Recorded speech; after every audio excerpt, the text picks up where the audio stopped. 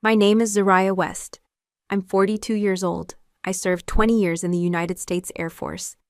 These days, I walk with a slight limp and a quiet mind. I don't speak much about my deployments or the chopper crash outside Kandahar.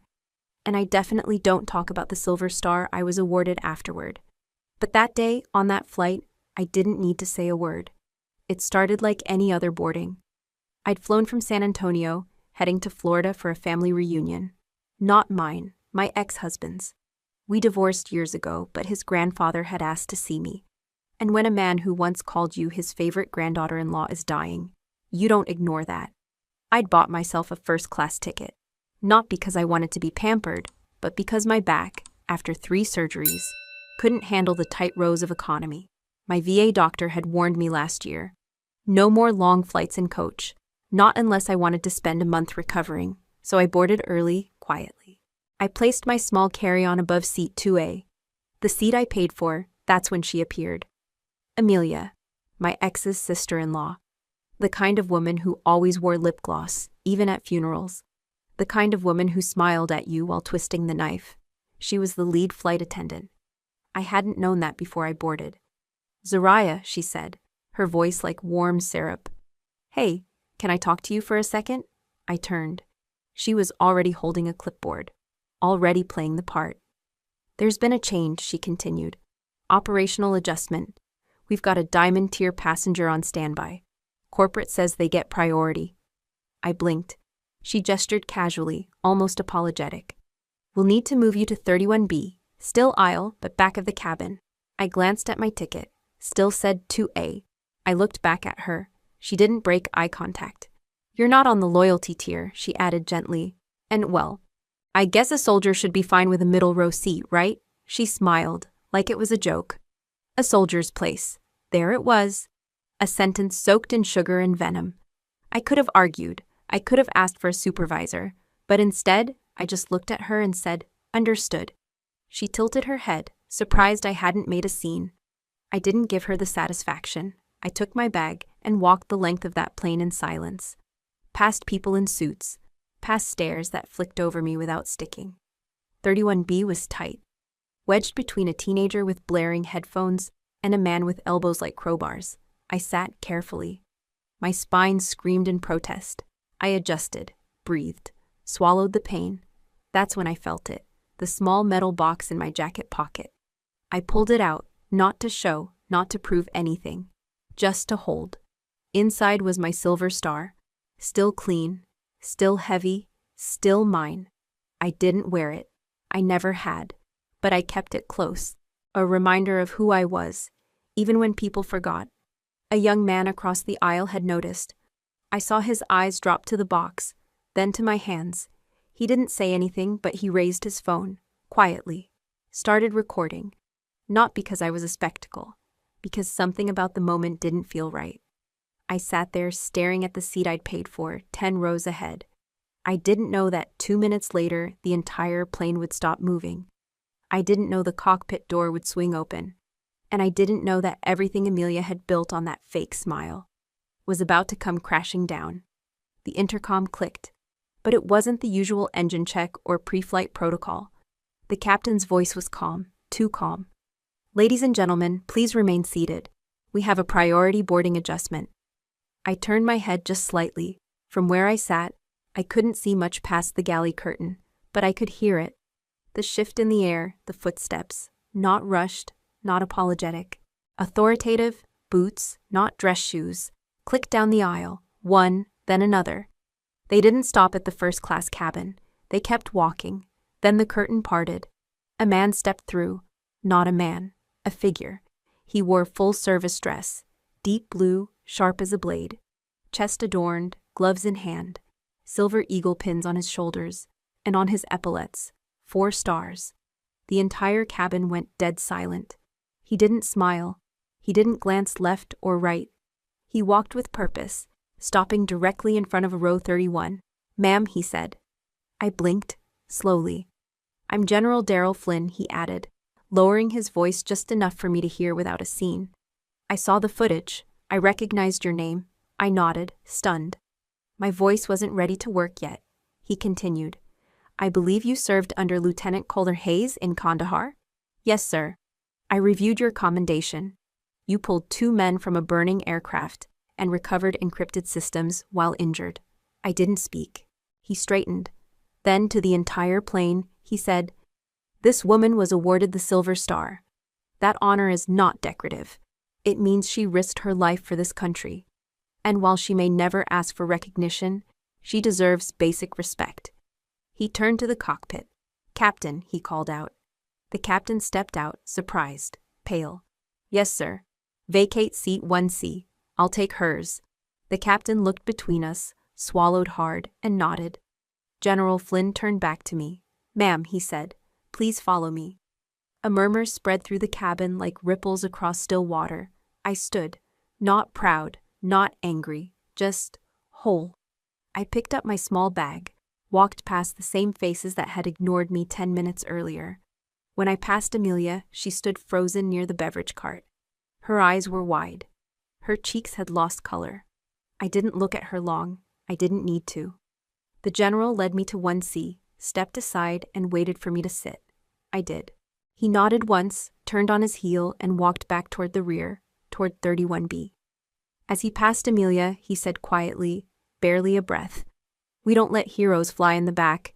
He didn't look at her again, but I did.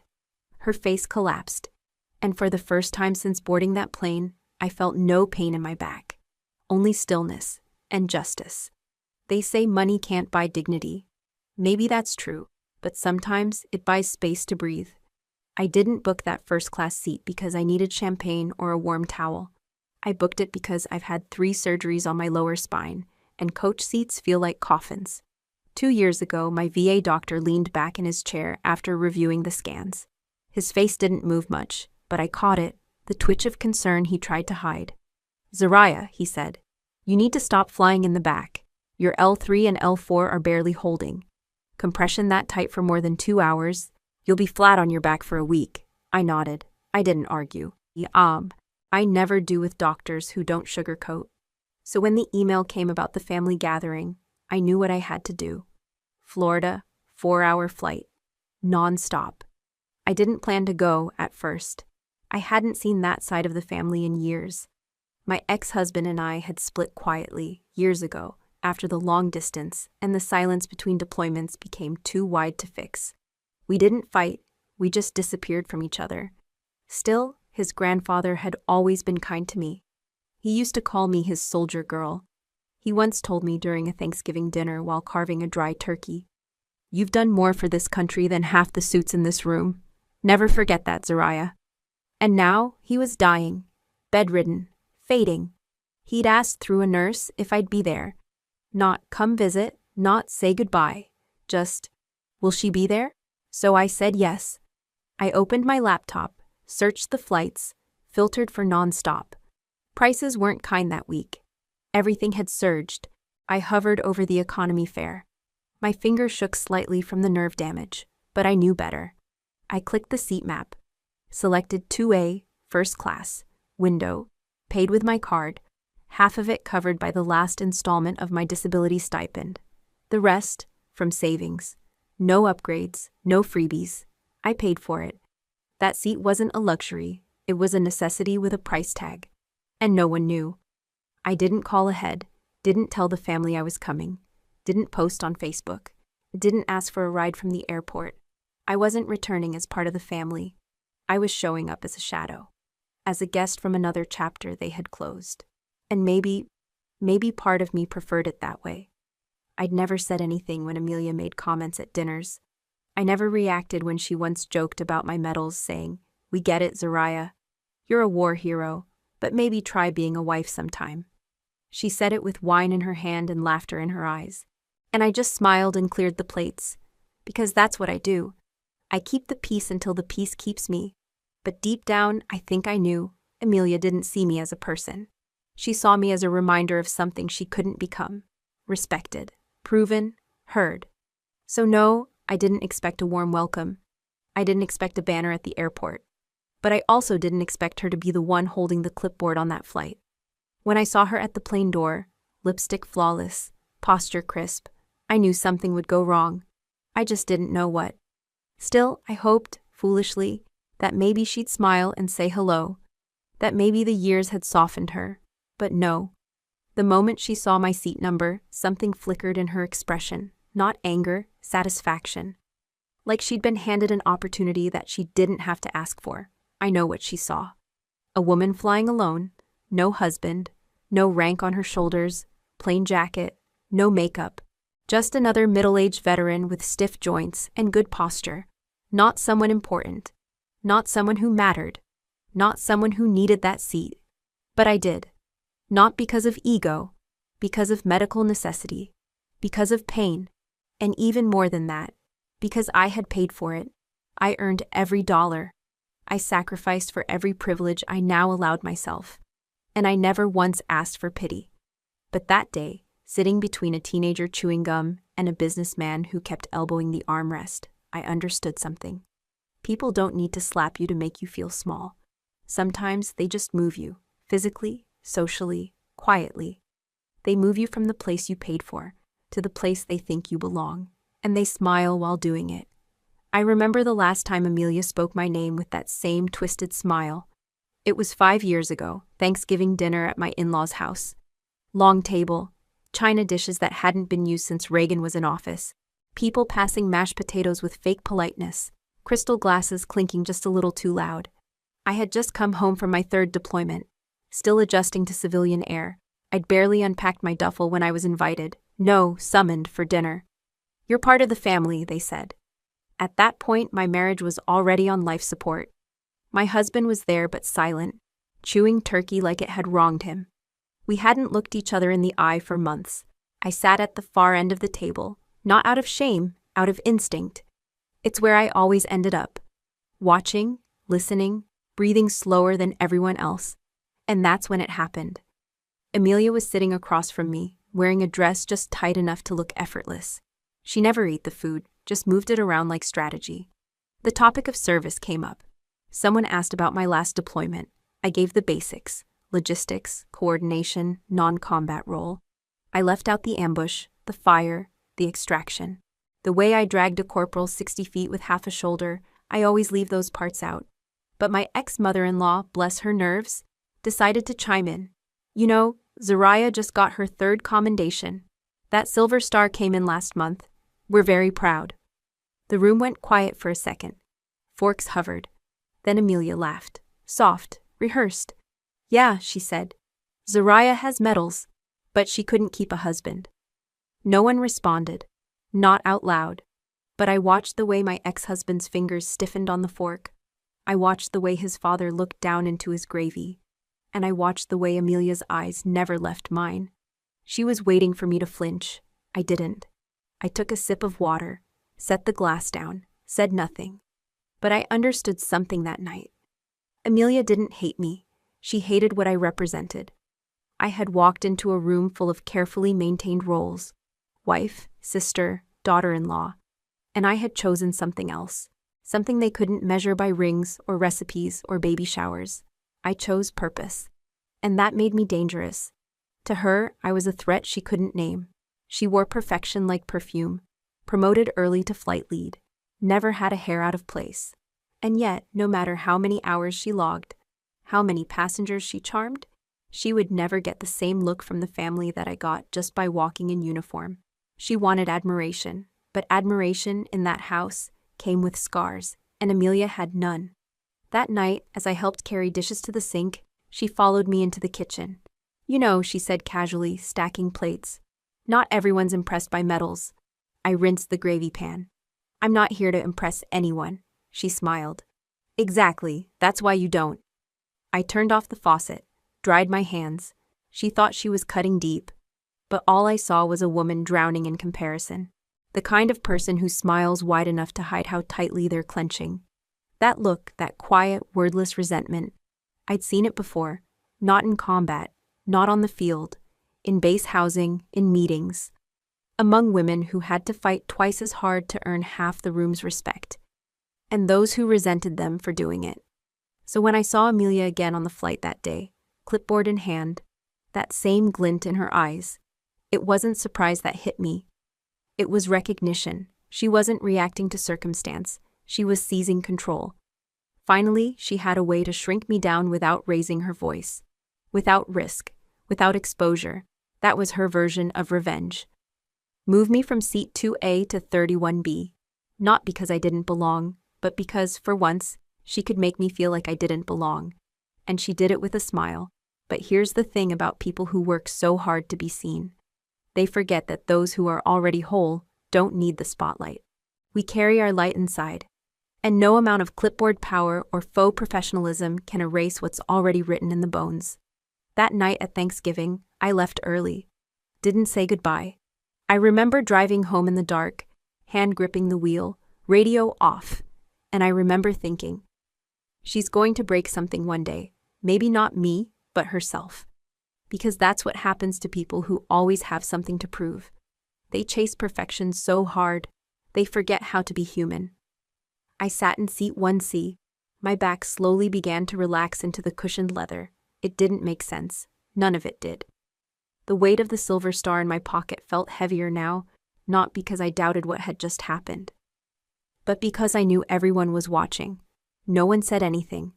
The plane had gone completely still, like we were suspended in time.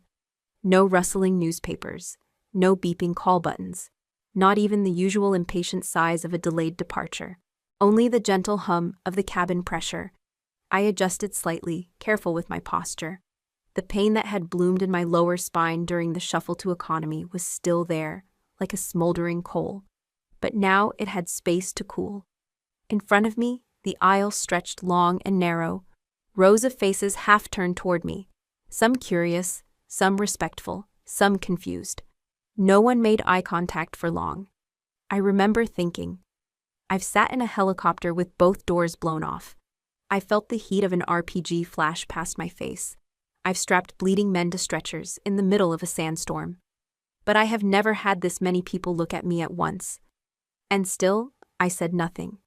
Not out of modesty, out of fatigue. I wasn't tired from war.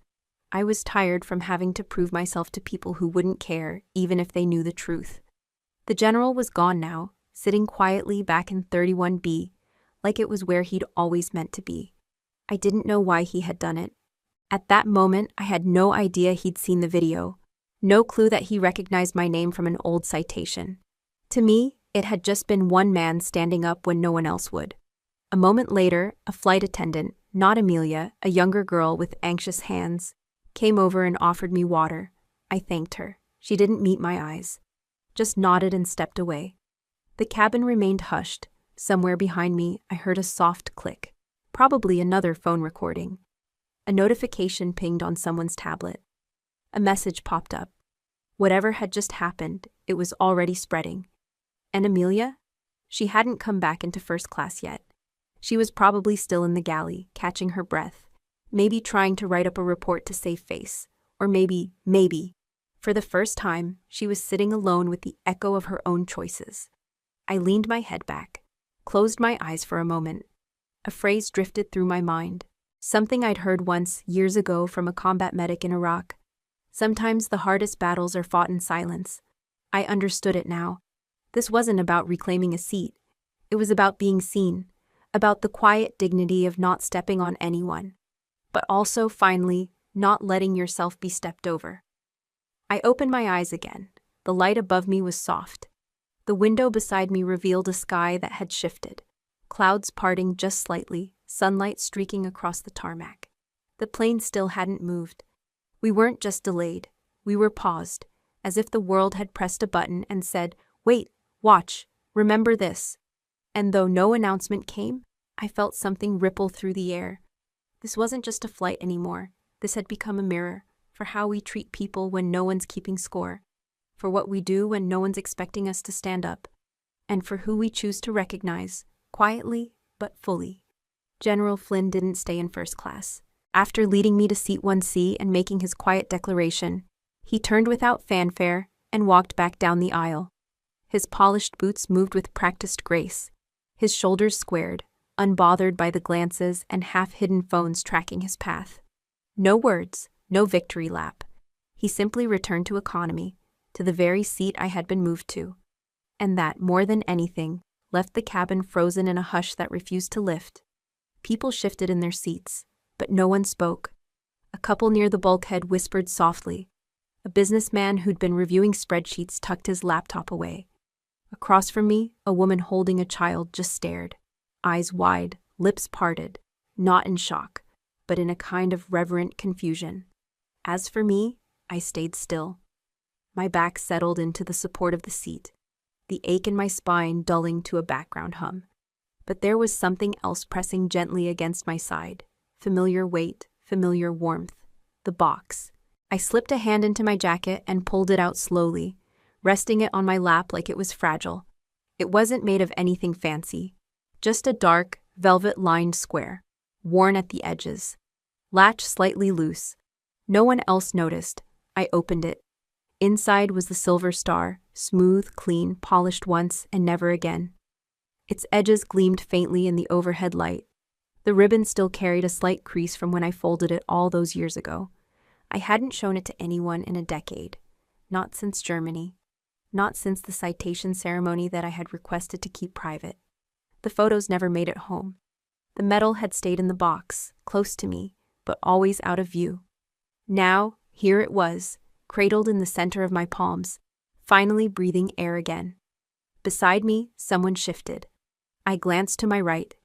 An older man, late 60s, maybe early 70s, wearing a veteran's cap and an old bomber jacket, sat with his hands folded over his stomach.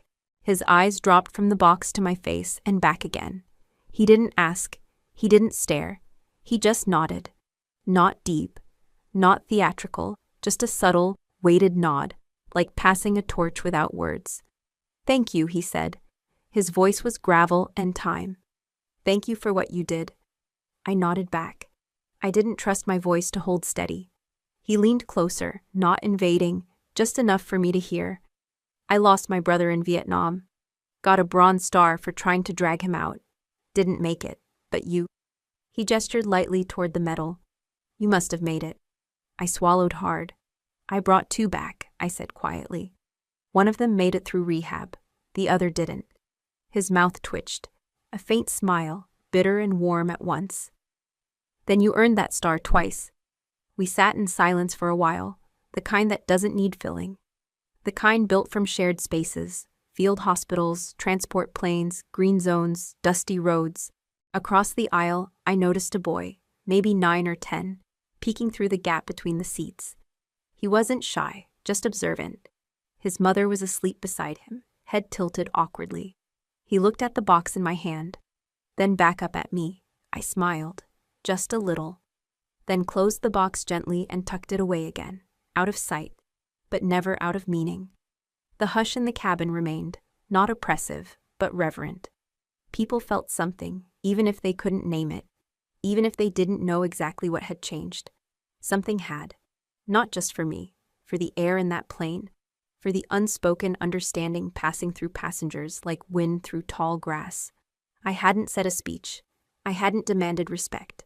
But in that moment, without a uniform, without a title, without a megaphone, I was seen.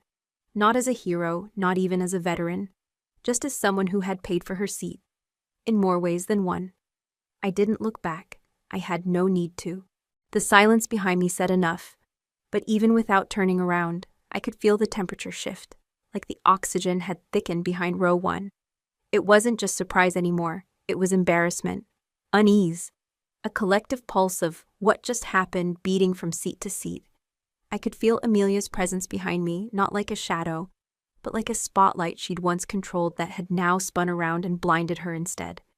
Then someone said it. A voice, male, older, carried from just a few rows back.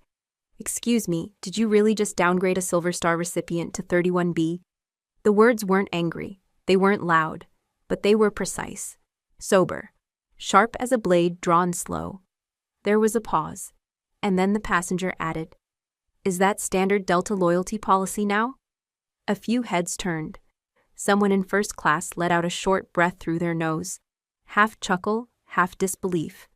A woman across the aisle leaned over to whisper to her husband.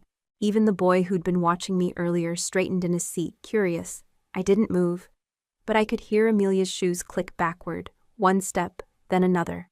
The cabin door at the front opened. She disappeared behind it. From the corner of my eye, I saw another flight attendant shift uncomfortably. She looked down at the beverage cart like it had suddenly become fascinating.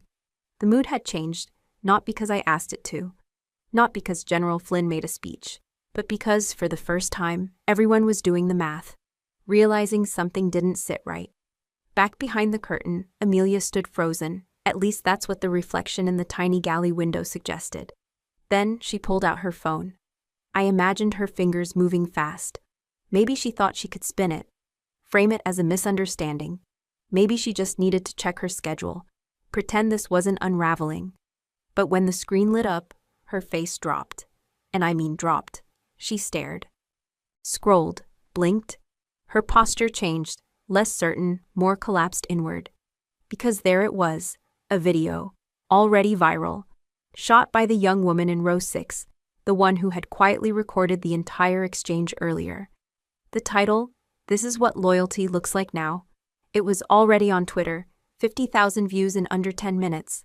The clip started with Amelia's voice, light, controlled, but unmistakably condescending. A soldier should be seated with their people. This is a loyalty seat. Then the camera panned slightly as I nodded, silent, and moved back down the aisle. The comments were rolling in, fast. Vet Mom 44. That woman is a Silver Star recipient and got treated like trash by a flight attendant? A Justice for Vets. Disgusting. I hope Delta has something to say. Marty Media.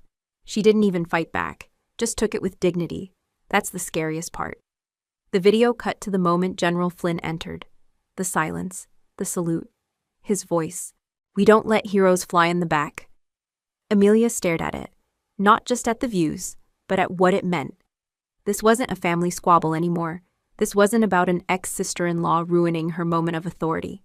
This was public. And worse, it was viral in a way that couldn't be controlled. Her hands shook slightly as she lowered the phone. She looked up at her reflection, at the crisp uniform she'd once worn like armor. Now it felt more like a target. And for the first time, maybe ever, she realized. This wasn't about me. This was about something bigger. About the people she thought no one noticed. The quiet ones. The ones who didn't clap back. The ones who just moved to 31B and stayed silent. Until someone else stood up. Until the silence got loud. People never expect me to be the one with a medal. Maybe it's the way I wear my hair, neatly pulled back, no nonsense. Maybe it's the way I keep quiet in rooms that reward loudness. Or maybe it's because I don't look like the image they have in their heads when they hear the words Silver Star. I've never looked like a hero, not to strangers, and certainly not to my own family. I remember the day I received it. Ramstein Air Base, Germany, 5 years ago. It was a cold morning. Gray sky. The kind of wind that slices through your uniform and makes the fabric feel like ice. They held the ceremony in a hangar near the tarmac. Rows of folding chairs, a podium, a flag that didn't stop fluttering. I stood where they told me to stand, back straight, shoulders level, eyes ahead. My hands stayed at my sides, even though they wanted to shake. I had taken a round in my left shoulder, not during a firefight, but during an evac. A transport pilot was bleeding out, and I carried him out from under fire, got him into the air. I patched him with one hand, held pressure with my knee, and kept talking to him until we cleared the danger zone. He lived. The doc said it was luck, but I'd seen enough to know that sometimes luck looks a lot like preparation. When the citation was read, I didn't cry. I scanned the crowd. No one I knew, no one from back home, not even a card, not even a call. I told myself I didn't care. But when the general walked up to pin the medal on me, he hesitated. He didn't say the standard congratulations. Instead, he leaned close and said, "You don't need noise." This medal found its way to the right chest. Then he stepped back, saluted me, and walked away. That was the most human moment I'd had in weeks. Afterward, a few people clapped. A few others stayed seated. I collected my certificate, nodded to the other recipients, and stepped out into the wind again. I didn't take a photo. I didn't post anything. I folded the medal into a handkerchief, placed it in a wooden box, and carried it home. Not to show off. Not to frame.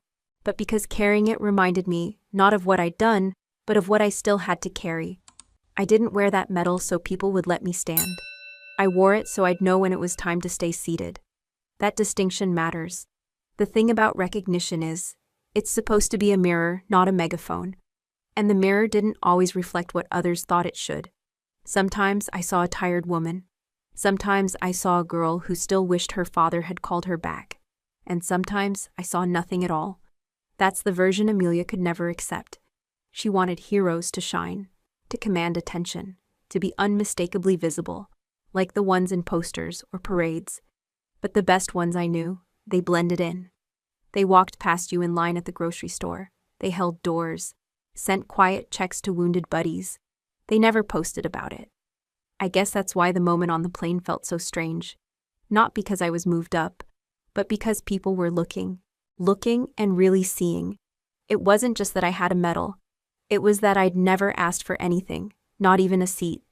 And now, every eye on that flight watched me like I was finally visible. Like the quiet thing they'd missed suddenly had a name, and that name was dignity. Not noise, not revenge, not humiliation, just quiet dignity. Back in Ramstein, after the ceremony, I sat on the edge of my bunk. I remember looking at the box again. It was simple, wooden, with a tiny latch that always caught if you didn't lift it just right. I didn't open it, I just held it. And in that stillness, I remember thinking, maybe no one clapped because it wasn't their war to understand. Maybe it still isn't. So when I think back to that day, and the days that followed, I don't remember the stage or the general or even the base. I remember the silence, and how sometimes that silence held more weight than any applause ever could. I'd been in firefights quieter than the first 5 minutes after I sat down in 1C. The hush wasn't polite. It wasn't comfortable either. It was loaded, like the moment before a breach, when even the walls seemed to hold their breath. People didn't know what to say. Some avoided eye contact. Others stared outright. I adjusted my posture. My back still protested every movement. The seat was wider than I needed and still tighter than I liked. The kind of ironic discomfort I'd grown used to. I wasn't trying to make a point by sitting here. This seat was offered. But the air said otherwise. The air said, judgment is coming. Then came the voice. It was calm, clear. And for the first time that flight, human. A woman in 3A, mid-50s, silver gray hair, crisp blazer, soft voice, leaned out slightly and said, "Ma'am, I'm sorry for the way some of us overlook people like you. We don't mean to, but we do." She didn't smile. She didn't expect anything back. I nodded slowly. That was all I had the strength for. And just like that, the cabin unsealed itself. One voice opened the door, others followed. The man behind her muttered, "Damn right." The woman across the aisle blinked fast, like she didn't know what to do with her hands. Then came a different tone, from 2D, a younger man, maybe early 30s, business casual, laptop still open on the tray table. He scoffed. "I mean, no offense, but isn't this a bit much?" he said. "Giving up a seat just because someone served? My uncle was in the army. He didn't expect first class for life." I didn't turn, but the woman in 3A did. "She didn't ask for the seat," she said. "It was offered." He shrugged. "Still, kind of feels like hero worship, like we're trained to just bow, not question." That was the moment the tension tilted. Not just sympathy, not just gratitude. Now came the division. A man farther back chimed in. "She has a silver star, dude. That's not just service. That's valor." Another. "Valor doesn't mean priority boarding, does it?" Murmurs. Crosstalk. A growing hum of discomfort. The plane hadn't even taken off. I kept still. Let them speak. Let them work it out.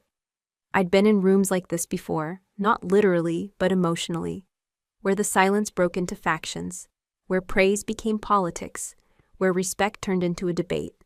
I wasn't surprised, because the question that always comes up after the thank yous dry up and the flags fold is this: what does a hero deserve? Do we reserve seats for them? Do we honor them in silence? Do we act like nothing happened at all? People like me live between those answers, never quite landing on one.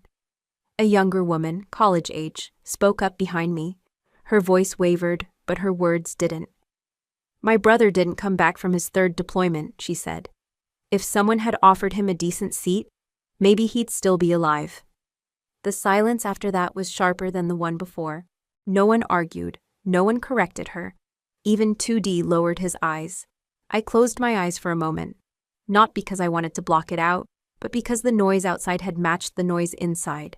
And for once, they made the same sound. I didn't want special treatment. I wanted recognition without spectacle, dignity without debate. It wasn't about the seat. It wasn't about the medal. It was about not having to explain, again and again, why pain is sometimes carried in the spine and not the voice. I felt someone shift beside me. The man in 1D, an older gentleman, worn hands, maybe ex-service himself, nodded slightly. "A seat's just a seat," he said, not loudly. "But giving it up, that's something. That simple, that true." I looked around carefully this time. Some faces still carried skepticism. Others had softened. A few stayed unreadable, and I didn't blame them. But the question lingered, hung in the air like the scent of metal and dust after a long day at the range. Do heroes need priority? Or just a place where they're not questioned? Maybe that was the real heart of it. Not elevation, just space. And that's when I realized this wasn't about military service anymore. It was about the thin line between being seen and being used. I hadn't asked for the spotlight, but now that it was here, I wouldn't apologize for standing in it. Not for what I wore, not for where I sat, and definitely not for the silence I chose over shouting. I didn't know it yet, but 60 miles away, in a high-rise office above the terminal, a decision was being made that would change the course of this flight, and my life. His name was Robert Ames, Deputy Director of Air Carrier Operations, and before he sat behind 5 screens and a reinforced desk, he'd worn a different kind of uniform. Ames was Air Force, retired. He flew C-130s in his prime, saw things he never talked about, lost people he never forgot. One of those memories lived in a desert canyon outside Kandahar, where his transport was hit, grounded, and burning. His escape? A supply convoy led by a quiet logistics sergeant who rerouted everything to get them out, including herself. She never gave her name, she just got it done. He never forgot that rescue. He never found her again either, until 2 hours ago. That's when his phone buzzed with a clip sent from a junior ops manager on standby rotation. The clip wasn't long, 27 seconds, grainy and angled from a row back. It showed a flight attendant gently but firmly telling a woman in fatigues to move back to economy. Then came the voice.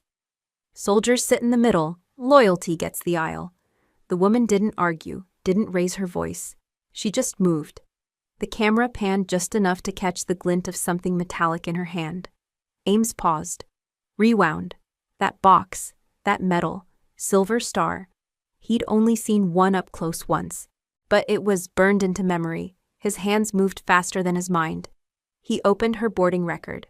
Zariah West, former U.S. Air Force logistics officer, retired captain. His chest tightened. West. The name clicked.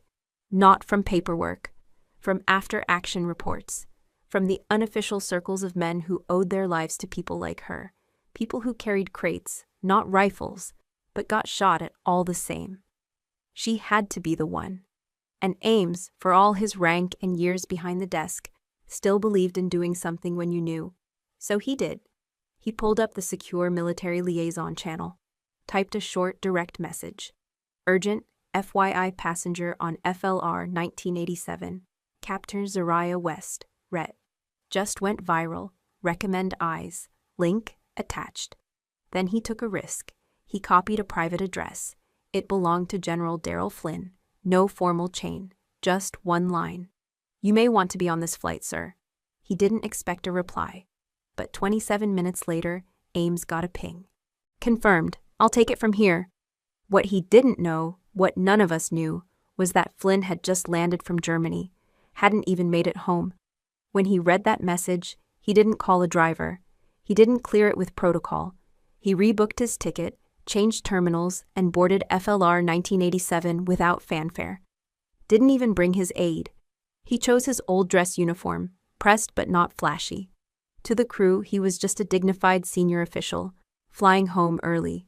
To the captain, he was a mentor.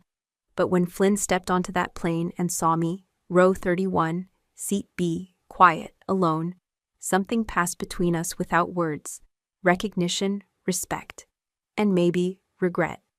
That I'd been left in that seat long enough for it to become a statement. I found out all this later. After the plane landed. After the media storm. After the formal apologies and the suddenly curious phone calls from old colleagues. But in that moment, all I knew was this. Someone had seen. And that someone had done. That's what I carried as I sat in seat 1C, not just my own story, but the chain of unseen people who still remembered that doing the right thing wasn't about protocol. It was about timing. Flynn didn't speak for long when he gave me the seat. He didn't have to. But every second he stood in that aisle, 4-star general, back straight, eyes steady, he wasn't just honoring me. He was honoring the memory of everyone who served in silence, everyone who never went viral, everyone who sat in the back, because no one thought to look. Ames, back in his office, watched the security feed. He saw me walk forward. He saw the look on the attendant's face when I passed. And maybe, for a second, he saw that canyon in Kandahar again, where someone like me got him home. Some people assumed General Flynn gave up his seat because of rank, or out of some show of patriotism. But the truth was quieter and heavier. He didn't salute me because of the medal in my hand. He saluted me because of a promise he once made and never got to keep. It happened in the spring of 2011, over the sand-washed ridges of northeastern Afghanistan. My team had been assigned to resupply a forward operating base that hadn't received fuel or water in 4 days. There were rumors of IEDs planted on every road in and out. So we rerouted, up, not around. That meant airlift. I was one of the few logistics officers certified for sling load coordination from ground up. It wasn't glamorous work, but if done wrong, people died. The helo came in low. Wind tore the dust sideways. We got the first load hooked and cleared. The second pass went wrong. Rockets screamed out from the ridgeline. One clipped the tail rotor. The chopper bucked and listed, dropped hard. There were 6 crew aboard. 2 got out on their own. The rest didn't. I didn't hesitate. I crawled through smoke and fire foam, pulled 2 men from the wreckage, one unconscious, the other screaming in Dari, bleeding badly from the side. The last one, the pilot, was still strapped in, dazed, half his uniform melted into the seat. I don't remember much of what I said. Just that I told him to look at me, to keep breathing, to trust me. I remember he was heavier than he looked, and that I didn't feel the burn on my shoulder until much later. When medevac arrived, I was flat on the rocks beside him, couldn't hear in one ear, shaking from the adrenaline and smoke, but he lived. He was Major Daryl Flynn back then. And 3 weeks later, I received a letter, sealed, formal, unsigned, but stamped with a command crest. It read, "Sergeant West did not wait for orders. She moved because someone's life was falling apart. I have worn stars on my collar and medals on my chest, but I have never earned what she did in those 6 minutes. She will never ask for recognition, but I owe her the honor I once reserved for myself." I kept that letter, never framed it, never showed it, because something about it made me feel seen, and at the same time, made me want to stay invisible. Recognition had always made people act strange around me, especially people like Amelia, so I buried it. Like most things, years passed. I left the service, quietly, no farewell ceremony, no retirement cake. I never saw Flynn again, until that day on the plane. When he stepped down that aisle and met my eyes, something old lit behind his. He didn't smile, didn't perform. He just said, "You shouldn't be sitting here. We don't let heroes fly in the back." Then he did something that shook me more than any explosion ever had. He brought his hand to his brow and saluted, not to remind others of my service, but to repay what he owed, to give back the moment of honor he believed I never received. When I sat down in seat 1C, the hush around me was deafening. But my thoughts weren't in that cabin. They were in that canyon, with the rotor smoke, the bleeding crewman, the melted seatbelt, and the moment I didn't wait for approval. I never told anyone who that pilot had been, even after I recognized him from the letter, because for people like me, the work had never been about acknowledgement. It was about completion. And yet, when he saluted me in front of an entire flight of strangers, he gave me something I didn't know I'd been missing. Closure. The kind you don't ask for. The kind you don't earn with time served or medals awarded. The kind that comes quietly on a Tuesday morning with a single movement of respect. By the time we landed, I'd powered off my phone. Not because I expected anything, just force of habit. Sometimes silence is kinder than curiosity. But as soon as we disembarked, a young man in uniform tapped my elbow near baggage claim. "Ma'am," he said gently, "you might want to check Twitter." I frowned. "Why?" He only smiled, nodded with respect, and walked off, duffel slung over one shoulder like memory. When I turned on my phone, it lit up like an airfield at midnight. At first, I thought it was a mistake. A few pings, then a dozen, then hundreds. Mentions, screenshots, messages from people I hadn't spoken to in years. The headline from a regional paper was the first thing I saw. Silver Star recipient removed from first class by family airline staff. 4-star general intervenes. Below that, a still frame from the video. Amelia pointing, me standing. The box in my lap. Flynn mid-step in the aisle, already removing his jacket. Then the second wave hit. Veterans started sharing the story. One from the 101st wrote, "If we let this slide, we say it's okay to forget our own." A Marine aviator from San Diego posted, "You don't push a silver star to the back and call it loyalty. We see you, Zariah West."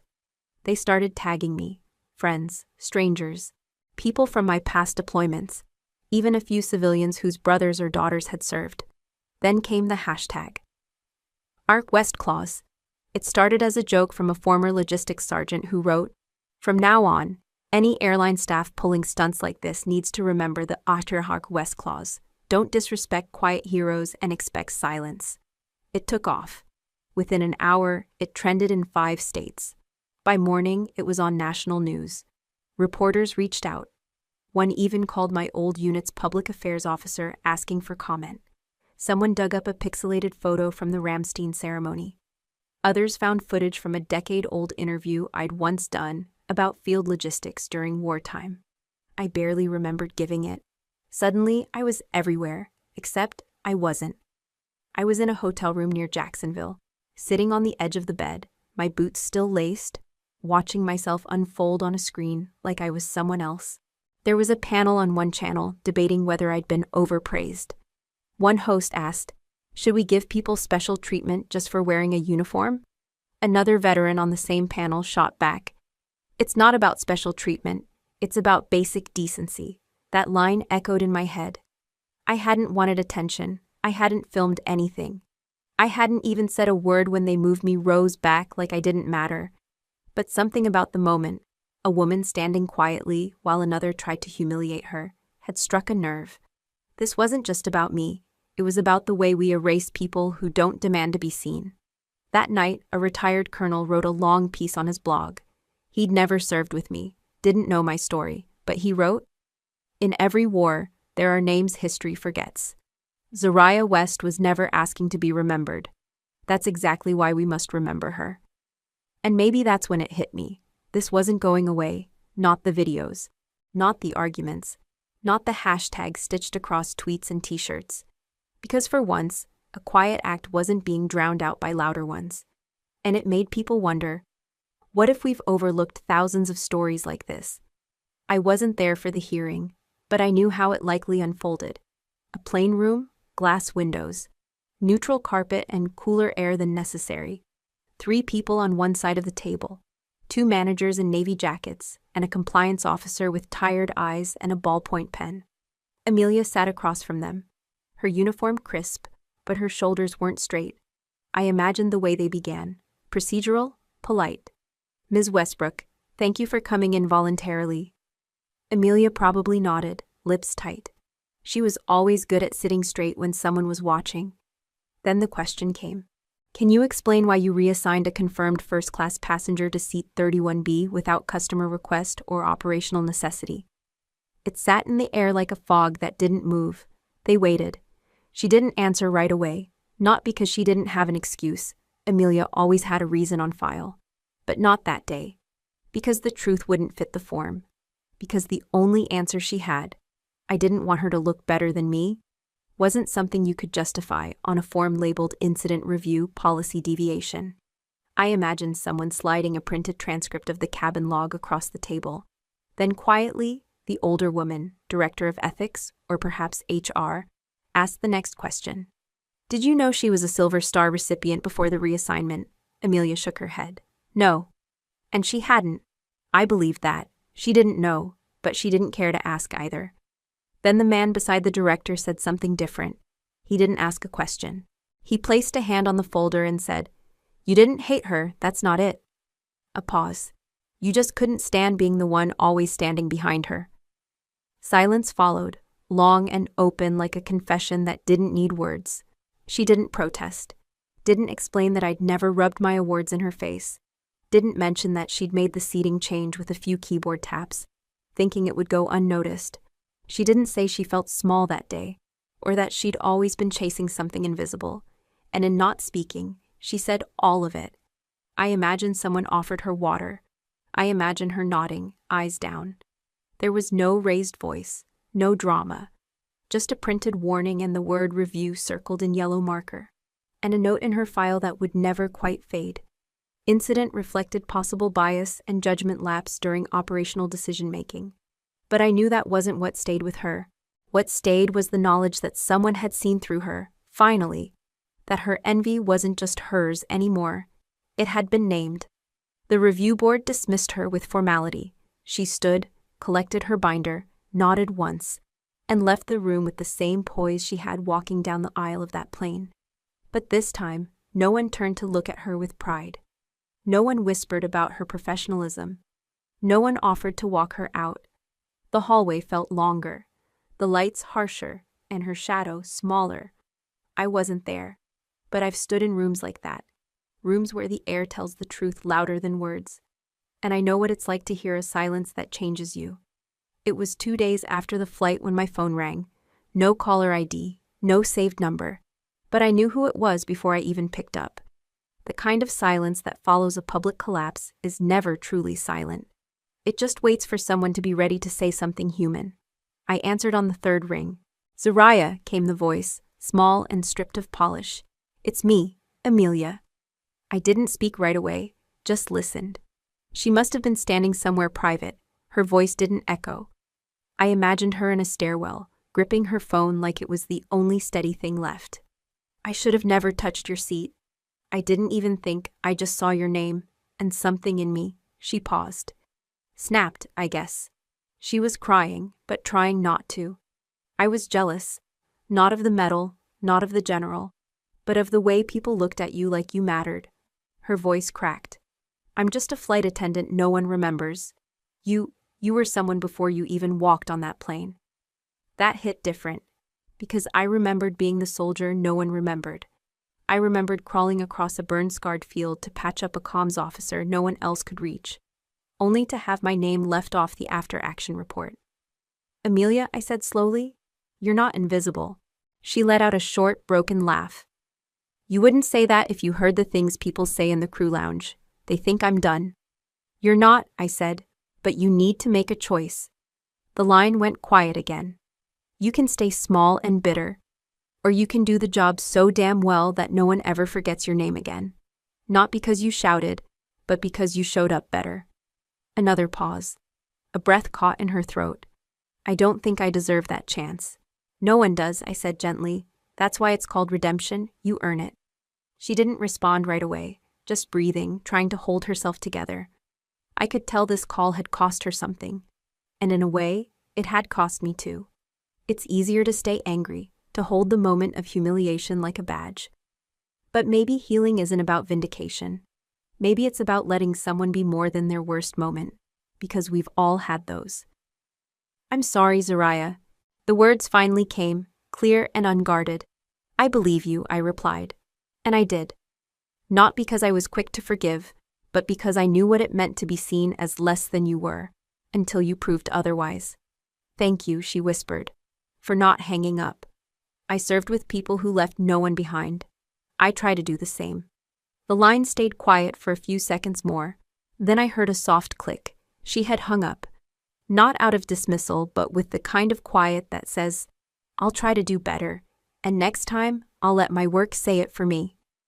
I sat there with the phone still in my hand, eyes staring past the wall. It wasn't closure, not really. But it was something stronger. A bridge, not built from apology alone, but from the courage it took her to make that call. And the choice I made to answer it. It started with a memo. 2 weeks after the flight, someone forwarded it to me from an aviation newsletter I'd never heard of. Effective immediately, it read, decorated military veterans with valid citations will have their purchased class honored, regardless of loyalty status. Ground crew and in-flight staff are to be briefed under the new Passenger Rights Addendum, now formally referred to as the West Clause. I had to read it twice before it sank in. They had named it after me, not after the general, not after the incident, after the quietest person on that flight. At first, I didn't know how to feel. I hadn't asked for this. I hadn't filed a complaint or given interviews. I hadn't raised my voice. But maybe that was why it mattered. By the end of that week, it wasn't just aviation blogs picking up the story. Mainstream news ran headlines like, Flight Scandal Prompts New Veteran Protections, Silver Star Sparks Policy Change, The West Clause, Dignity in the Skies. My inbox began to flood, most of it from other veterans.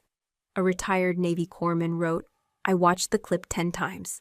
I've been invisible in airports more times than I can count. You made us visible.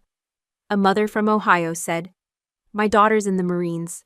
She saw what happened and said it made her proud to wear the uniform again. But the one that stayed with me came from a woman named Karen in Tucson. She wasn't a veteran. She wasn't related to one. She wrote, Zariah, I'm just a teacher. I've never done anything as brave as you. But after watching what happened, I realized I've been complicit in moments where I should have stood up. I won't be silent again. Thank you. That email made me cry. Not because I needed the praise, but because I suddenly understood something. Sometimes, your story isn't about you. Sometimes, it's about what it allows other people to see in themselves. The airline held a press conference a week later. I didn't go. I stayed home. But I watched the live stream from my kitchen, coffee in hand, dog at my feet. The CEO, a woman named Dana Hill, stood at the podium in a navy blue suit, looking as tired as she was determined. We live in a country where respect shouldn't require a medal, she said plainly. No one should need to show proof of sacrifice to be treated with basic decency. But if someone has made that sacrifice, we must be the first to rise, not the last. Cameras clicked. Her voice didn't waver. This is not just about veterans. This is about culture, about how we see each other. The West Clause is one small step toward remembering our shared obligation to honor dignity, whether it wears a uniform or not. I paused the screen right there, not because I needed to watch it again, but because for the first time in years, I felt something shift. Not out there, but in me. A strange kind of peace. It wasn't revenge. It wasn't triumph. It was acknowledgement. Quiet, steady, earned. They didn't owe me anything, but someone had chosen to stand up anyway. And for someone like me, who'd spent years showing up for others in silence, that was everything. I still don't wear the Silver Star. It stays in a velvet-lined box in my top drawer, tucked beneath a neatly folded t-shirt and a photo of my old unit from Kandahar. No spotlight, no glass case, no ego. For years, I thought not wearing it made me humble. But really, I was hiding it. As if recognition was something I had to apologize for. As if surviving, just surviving, wasn't a story I was allowed to carry. Now, I leave it there because I choose to. It no longer feels like a burden. It feels like a bookmark. One I can close when the chapter ends. I teach a women's self-defense class twice a week at the local rec center. It's not fancy, just mats, mirrors, and the occasional awkward laughter when someone falls out of a stance. But it matters. I don't tell them about the military unless they ask. Most don't. They know me as Miss West, the quiet one who moves with precision and watches the exits like she was born to. Maybe that's enough. There's a teenage girl named Kyla who never looks anyone in the eye. She flinches when people raise their voices, but she never misses a class. A few weeks ago, she lingered after everyone left. She asked if I'd ever been scared in real life. I told her the truth. Yes, but I didn't let it stop me from standing where I needed to. She didn't say anything after that, but she stood taller the next class. That's why I keep teaching. Not for medals, not for recognition. For moments like that, small, silent victories that no one claps for, but you feel in your chest long after the lights go off. Every now and then, someone in town recognizes me from the video. They hesitate, wondering if they should say something. Sometimes they do. A barista once handed me my coffee and said, "Thank you for making people think twice." A teenager at the grocery store whispered, "You're the airplane lady, right? You stood your ground." They're awkward about it. Quick, polite. I always smile and nod, but what I really want to say is, it wasn't just for me, because it wasn't. It was for every woman who's ever been talked over, every veteran who's ever felt invisible, every person who's ever carried something sacred and been told it didn't matter. Standing up that day didn't change who I am. It reminded me who I've always been. I don't need to be remembered as a hero, just someone who didn't stay quiet when it counted. I once believed battles required noise, shouting, marching, headlines. But with time, I've come to realize some of the hardest battles don't raise a sound. They take place in silent spaces, between sisters, between rows of airplane seats, between the choice to speak or remain still. I wrote in my journal recently, not every war needs weapons. Some only need you to stand, without making someone else bow. That line stayed with me, not because it sounded wise, but because I lived it. Now, every Wednesday evening at the downtown community center, I show up early. I sweep the floor even though someone else already has. I check the mats, I stretch, I breathe. Then the women begin to arrive. Some are nurses, some are teachers, some are recovering from something they don't talk about. They don't come here to become warriors. They come to remember they already are. Your strength isn't in how hard you hit, I remind them. It's in how calm you stay. We go through the motions, stances, grips, breaks. But the real teaching happens between drills. A woman with 2 jobs and 3 kids tells me she stood up to her boss this week. She didn't yell, she didn't cry. She just stood still and said, "No." Another confesses she finally left someone who told her she was nothing. She packed a bag, held her child's hand, and walked out quietly. I don't share my full story with them, but they know enough. They've seen the clip. They've read the headlines. Some even saw the hearing where my sister stared at the floor and finally told the truth. But what matters isn't that I was the woman in 1C. What matters is that I was the woman who didn't ask for anyone to move, but accepted it with grace when someone did. That's what I want them to carry, not the viral moment, but the stillness before it. The choice not to retaliate, not to escalate, but to hold ground with dignity. The room glows with warm amber light as the sun sinks behind the brick buildings outside. Dust particles dance midair. Someone laughs, then catches herself, and everyone laughs too. I walk among them, correct a stance here, offer a hand there. No one looks like a hero in that room. Not me, not them. And that's the beauty of it. We don't need to. Because real strength doesn't ask for attention. It simply shows up and stays. If someone ever makes you feel small, don't shout. Look them in the eye, and let your silence make them remember what guilt feels like. That was the hardest lesson for me. For years, I thought power came from volume, from speeches, from medals. But now I know true power is quiet, steady, unshaken. On that flight, I didn't speak to defend myself. I didn't wave my silver star. I didn't remind anyone of what I'd done. But someone else remembered, and that made all the difference. I didn't board that plane to make a statement. I didn't fly to be remembered. I just didn't want to be forgotten. There's a difference. When the general stood for me, people thought he was honoring my rank, but he wasn't. He was honoring a moment years earlier, when I stood up for someone else, quietly, when no one else did. And so now, I'll leave you with this. If you ever see someone being pushed down, be the first one to stand. Don't wait for applause. Don't expect anyone to follow. Just stand. Because that's how things change. Not through outrage, but through example. Before we say goodbye, we'd love to know, where are you watching from? Is it a quiet morning with a warm cup of coffee? Or a late night where stories like this keep you company? Let us know in the comments. We read everyone with gratitude. And if this story touched your heart, please consider subscribing to the channel, not just to hear more stories like this, but to be part of a community that still believes in kindness, healing, and second chances. Thank you for spending your time with us today. Wherever you are, we hope you carry this story with you, and remember, sometimes the miracle doesn't knock on your door. It waits quietly until you're ready to open your heart. Take care, and we'll see you in the next story.